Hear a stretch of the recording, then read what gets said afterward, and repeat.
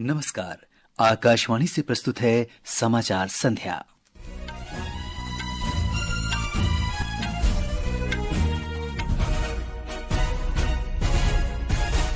प्रधानमंत्री नरेंद्र मोदी ने जम्मू कश्मीर में सोनमर्ग सुरंग का उद्घाटन किया। कहा कि बेहतर संपर्क से पर्यटकों के लिए केंद्र शासित प्रदेश के कम ज्ञात क्षेत्रों की खोज के द्वार खुलेंगे।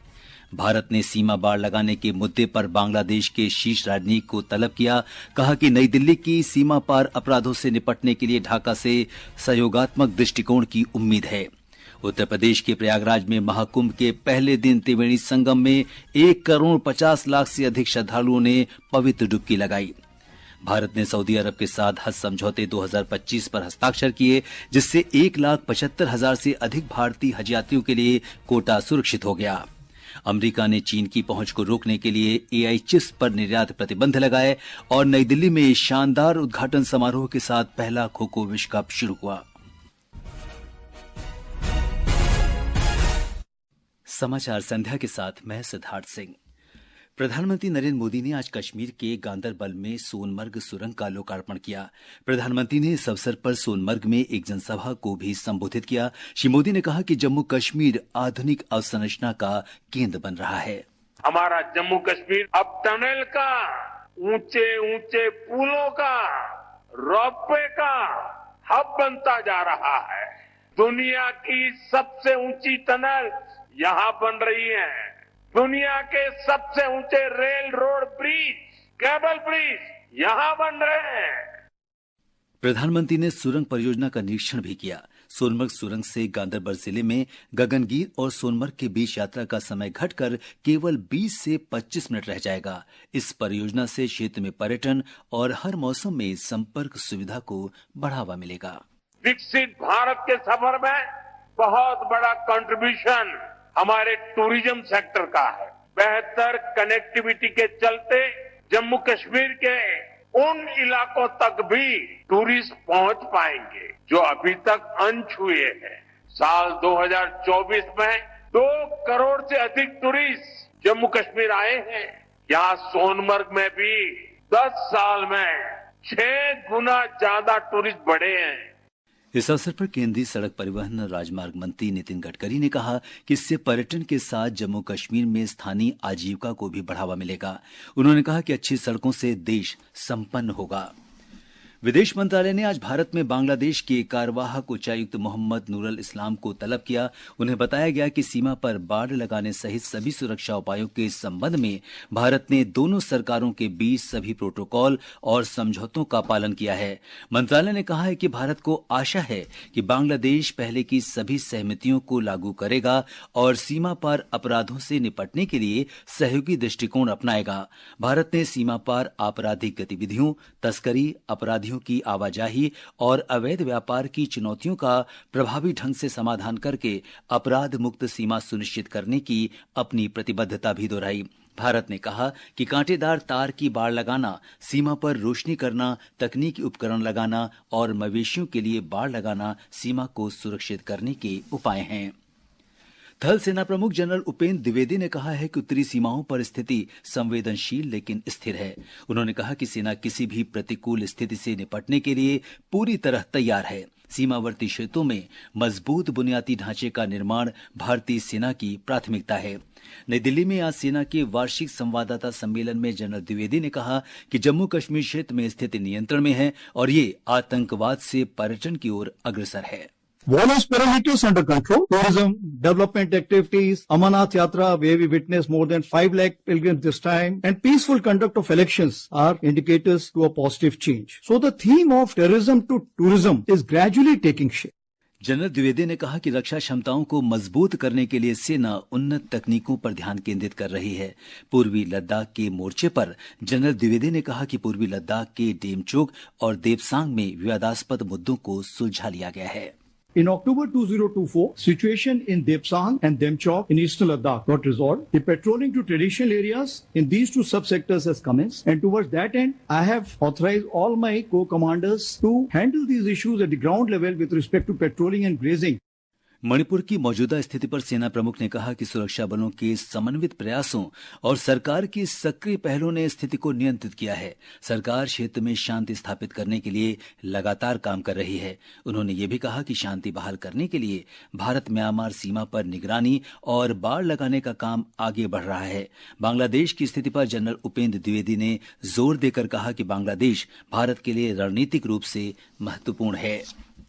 प्रधानमंत्री नरेंद्र मोदी ने सऊदी अरब के हज और उमराह मंत्री तौफीक बिन फौजान अल रबिया के साथ हज समझौते 2025 पर हस्ताक्षर का स्वागत किया है। सोशल मीडिया पर एक पोस्ट में श्री मोदी ने समझौते की सराहना की। उन्होंने कहा कि सरकार श्रद्धालुओं के लिए बेहतर तीर्थयात्रा अनुभव सुनिश्चित करने के लिए प्रतिबद्ध है। अल्पसंख्यक मामलों के मंत्री किरेन रिजिजू ने कहा कि दोनों देशों ने हज 2025 के लिए भारत से 1,75,025 हज यात्रियों का कोटा तय किया है। उन्होंने कहा कि सरकार सभी हज यात्रियों को सर्वोत्तम संभव सेवाएं प्रदान करने के लिए प्रतिबद्ध है। ये समाचार हमारी वेबसाइट www.newsoneair.gov.in और हमारे न्यूज ऑन एआईआर ऐप पर भी उपलब्ध है। समाचार संध्या में आपका फिर स्वागत है। उत्तर प्रदेश के प्रयागराज में आज शुरू हुए विश्व के सबसे बड़े आध्यात्मिक और सांस्कृतिक समागम महाकुंभ में 1,50,00,000 से अधिक श्रद्धालुओं ने डुबकी लगाई।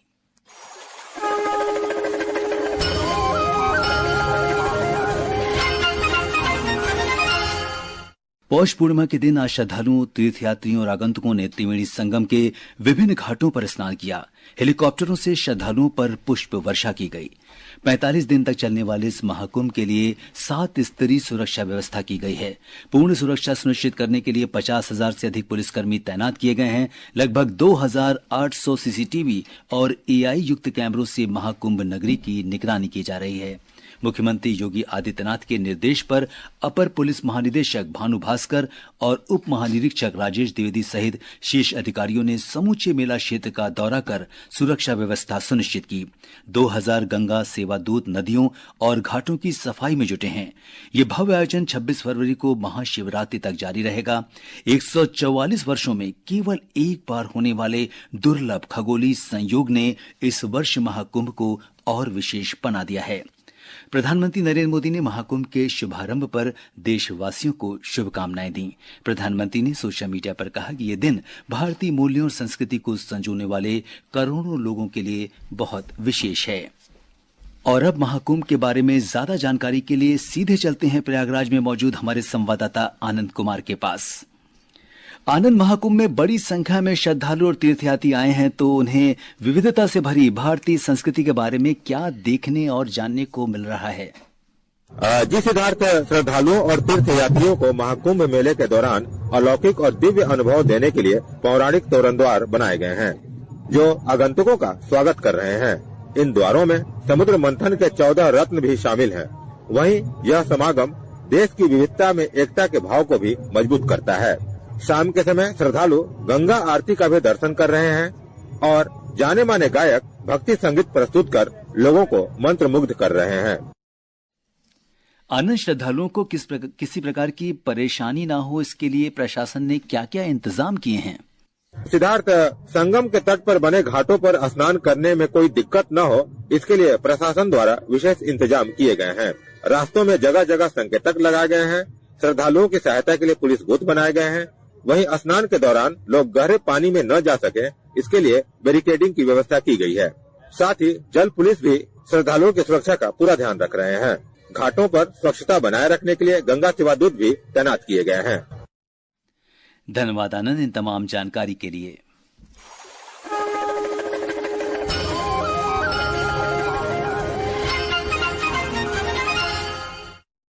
केंद्रीय पर्यटन और संस्कृति मंत्री गजेंद्र सिंह शेखावत ने कहा है कि महाकुंभ आध्यात्मिक समागमों और वैश्विक पर्यटन के लिए ऐतिहासिक आयोजन है। आकाशवाणी समाचार से विशेष बातचीत में उन्होंने कहा कि पर्यटन मंत्रालय ने घरेलू और अंतर्राष्ट्रीय पर्यटन को बढ़ावा देने के लिए कई पहल की है। जहां देश भर से करोड़ों लोगों का आगमन तो हो गए, लेकिन ये कुंभ विदेशी लोगों के लिए भी एक कौतूहल का विषय है। दुनिया के अनेक लोग इस भव्य मानवीय एकत्रीकरण को देखने के लिए, जिसको वर्ल्ड हेरिटेज कमेटी ने इंटेंजिबल वर्ल्ड हेरिटेज प्रॉपर्टी के रूप में सूचीबद्ध किया है, उसको देखने के लिए दुनिया भर के लगभग 15 से 20 लाख लोग भी इस अवसर पर आएंगे। अमेरिका में निवर्तमान बाइडेन प्रशासन ने स्वदेश में विकसित एआई चिप्स की निर्यात पर नए प्रतिबंध लगाए हैं। इसका उद्देश्य चीन के सैन्य तथा औद्योगिक विकास और शक्तिशाली एआई चिप्स तथा क्लोज्ड एआई मॉडल तक पहुंच को रोकना है। श्री बाइडेन के पद छोड़ने से ठीक एक सप्ताह पहले लिए गए इस निर्णय से चीन के साथ तनाव बढ़ सकता है। कृषि और किसान कल्याण मंत्री शिवराज सिंह चौहान ने आज नई दिल्ली में बताया कि महाराष्ट्र में सोयाबीन की खरीद की समय सीमा 31 जनवरी और राजस्थान के लिए 4 फरवरी तक बढ़ा दी गई है। प्रयागराज में सूचना और प्रसारण मंत्रालय द्वारा त्रिवेणी मार्ग पर आयोजित प्रदर्शनी परिसर में एक डिजिटल प्रदर्शनी का उद्घाटन किया गया। ये प्रदर्शनी जन भागीदारी के माध्यम से जन कल्याण तथा पिछले एक दशक में भारत सरकार की उपलब्धियों, कार्यक्रमों, नीतियों और योजनाओं पर आधारित है। आज पहले ही दिन हजारों लोग प्रदर्शनी देखने पहुंचे। ये डिजिटल प्रदर्शनी 26 फरवरी तक आम जनता के लिए निःशुल्क खुली रहेगी। नेशनल टेस्टिंग एजेंसी एनटीए ने बुधवार को होने वाली यूजीसी नेट परीक्षा दिसंबर 2024 स्थगित कर दी है। एजेंसी ने एक बयान में कहा कि उसे 15 जनवरी को पोंगल, मकर संक्रांति और अन्य त्योहारों के कारण परीक्षा स्थगित करने के लिए अभ्यावेदन प्राप्त हुए हैं। लोहड़ी का त्योहार आज पंजाब, हरियाणा और चंडीगढ़ में पूरे उत्साह और श्रद्धा के साथ मनाया जा रहा है। लोग पूरे उत्साह के साथ इस मौसमी त्योहार को मना रहे हैं। एक रिपोर्ट। सुंदर मुंदरिए तेरा कौन बेचारा, दुल्ला पट्टी वाला दुल्ले की बेआई। लोहड़ी के त्योहार पर लोहड़ी मांगते वक्त दुल्ला भट्टी का परंपरागत गीत खुद ब खुद ही गाने का मन करता है। इस समय अपने घरों में पूजा करने के बाद लोहड़ी जलाई गई है और लोग परिवार सहित अपने पड़ोसियों के साथ मिल बैठकर मूंगफली, गज्जक, तिल भुग्गा और रेवड़ियों का नाच गाने के साथ आनंद ले रहे हैं। नव विवाहितों के लिए व नव जन्मे बच्चों के माता पिता के लिए ये त्योहार ढेरों खुशियां लेकर आता है। बुजुर्ग शगुन करके इन्हें आशीर्वाद देते हैं। बेटियों के सम्मान के लिए पंजाब भर में तियां दी लोहड़ी विशेष तौर से मनाई जाती है। राजेश बाली, आकाशवाणी समाचार, जलंधर। ये समाचार आकाशवाणी से प्रसारित किए जा रहे हैं। ताजा समाचार जानने के लिए आप हमारे social media handle x@AIR news Hindi को फॉलो कर सकते हैं। ये आकाशवाणी है। दिल्ली में खो खो विश्व कप की रंगारंग समारोह के साथ औपचारिक शुरुआत हो गई है। उपराष्ट्रपति जगदीप धनखड़ ने विश्व कप का उद्घाटन किया। खो खो महासंघ के अध्यक्ष सुधांशु मित्तल और जानी मानी एथलीट पीटी उषा समारोह में मौजूद हैं। कुछ ही देर में पहला मैच भारत और नेपाल के बीच खेला जाएगा। प्रधानमंत्री नरेंद्र मोदी ने आज नई दिल्ली में केंद्रीय मंत्री जी किशन रेड्डी के आवास पर पोंगल उत्सव में भाग लिया। श्री मोदी ने सांस्कृतिक कार्यक्रम भी देखा। उत्सव के दौरान बैडमिंटन खिलाड़ी पीवी सिंधु और अभिनेता चिरंजीवी भी समारोह में शामिल हुए। अंत में मुख्य समाचार एक बार फिर। प्रधानमंत्री नरेंद्र मोदी ने जम्मू कश्मीर में सोनमर्ग सुरंग का उद्घाटन किया। कहा, बेहतर संपर्क से पर्यटकों के लिए केंद्र शासित प्रदेश के कम ज्ञात क्षेत्रों की खोज के द्वार खुलेंगे। भारत ने सीमा बाड़ लगाने के मुद्दे पर बांग्लादेश के शीर्ष राजनयिक को तलब किया। कहा कि नई दिल्ली को सीमा पार अपराधों से निपटने के लिए ढाका से सहयोगात्मक दृष्टिकोण की उम्मीद है। उत्तर प्रदेश के प्रयागराज में महाकुंभ के पहले दिन त्रिवेणी संगम में 1,50,00,000 से अधिक श्रद्धालुओं ने पवित्र डुबकी लगाई। भारत ने सऊदी अरब के साथ हज समझौते 2025 पर हस्ताक्षर किए, जिससे 1,75,000 से अधिक भारतीय हज यात्रियों के लिए कोटा सुरक्षित हो गया। अमेरिका ने चीन की पहुंच को रोकने के लिए एआई चिप्स पर निर्यात प्रतिबंध लगाए और नई दिल्ली में शानदार उद्घाटन समारोह के साथ पहला खो खो विश्व कप शुरू हुआ। इसके साथ ही समाचार संध्या का ये अंक समाप्त हुआ। नमस्कार।